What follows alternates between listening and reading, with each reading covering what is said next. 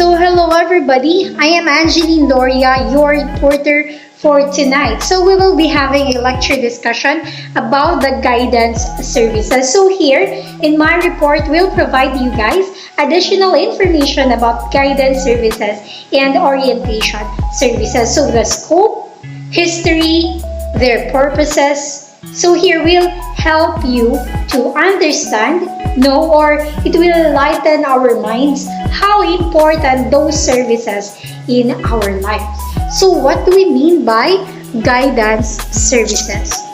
So it is a general term to connote both systematic or unsystematic and informal means toward assisting an individual.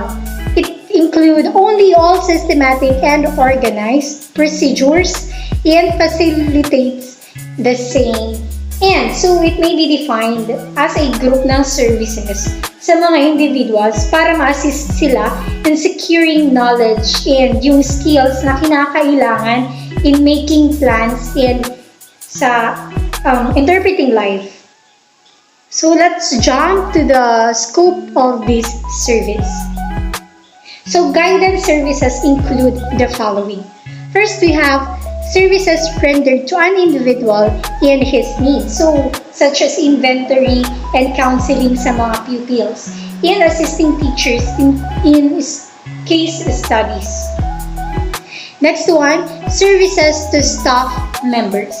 So, in providing for leadership, in assisting teachers in utilizing information, organizing and conducting in service training. Lastly, we have services pertaining to evaluation of services. So, example is follow-up, surveys, securing cooperation ng parents and ng community. So, conducting research to further improve guidance services. So, take a look at this picture. So, he is Frank Parson, regarded as the founder of vocational guidance movement. So Frank Parson is referred to as the father of guidance. So we have several factors which led to the growth or development of guidance services are the following. First, we have secondary schools became less selective. Individual differences were recognized. Rise of industrialism, changing educational objectives. So brought about the study of child growth and the need of organizing guidance. And lastly, we have effects of World War. The characteristics of guidance services. Identifiable aids to assist individuals involved in achieving goals of education. Next is provide for competent leadership. Next one is supported by functional preparation of teachers in guidance activities. So based on knowledge of the needs of pupils and upon competencies of staff members. Another one, services made available to all. The need of cooperation of parents and community. Next is more preventive than curative. Next one is founded on the concept of totality of the individual. And lastly, should be evaluated constantly. So we have two forms of guidance, the group guidance and individual guidance. So group guidance is any group enterprise in which the primary purpose is to assist each individual in the group to solve his problem and make adjustments. So guidance services include all forms of group guidance activities. So it means merong group interactions or face-to-face relationship. So what else pa ba?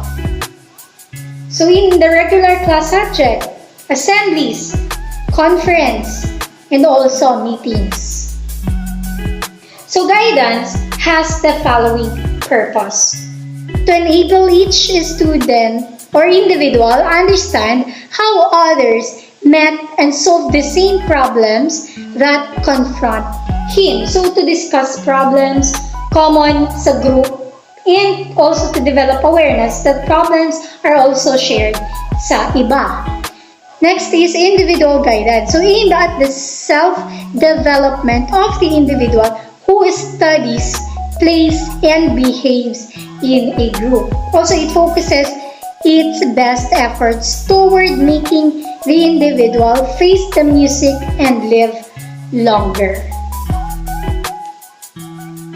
The next slide, we have the types of problem covered by guidance. So, first we have health and physical development. So, for example, malnutrition, so illness or sakit, and inability to excel in athletics. So, we really have this kind of people na malamya kung tawagin. So, you need to be strong enough para maging athletic, diba? Next is home and family relationship. So broken homes, jealousy among siblings. Leisure time or free time. So lack of interest in reading. Next is personality. So lack of self-confidence and shyness belong here. Next is religious life or religious doubts, extreme attitude of parents. Next is school. So example is lack of interest in school, defective budgeting of time or hindi marunong hawak ng or hindi marunong time management. Next is inability to see the value of some subjects. So my favorite sila subjects. Next is social, moral, and civic. So cheating, lying, and stealing are also covered by guidance. Problem? Covered by guidance, I mean.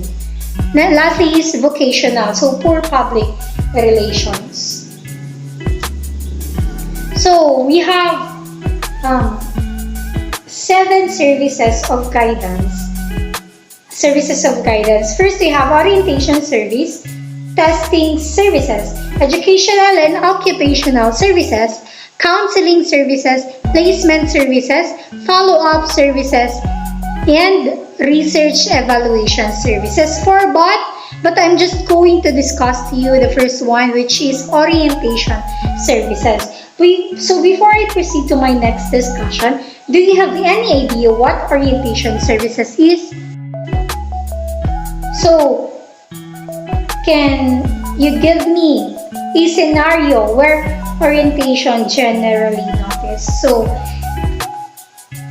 dahil video record lang ito, so I'm going to give you an example of or a scenario where orientation generally noticed. So it is generally noticed that kapag yung estudyante is nag-shift from one school to another, so they find difficult, so nahihirapan sila to immediately accept and adjust to the new environment, right?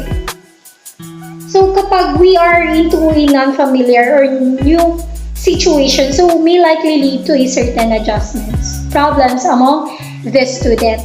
So to overcome these obstacles, the orientation services are organized especially to familiarize the student with the new surroundings and thereby adapt themselves and make necessary adjustments. So hence, it is always advisable to begin any educational course or program with an orientation activity.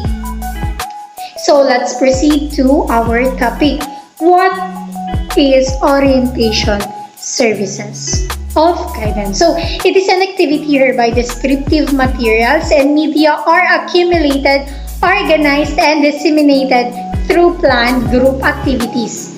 So it provides information available to the learners which can be classified into occupational, educational, and personal social. So it provides to the student those who are newcomers and those who go to new class or new course in the school setup. So it is a well-known fact that the new students, those who join first time.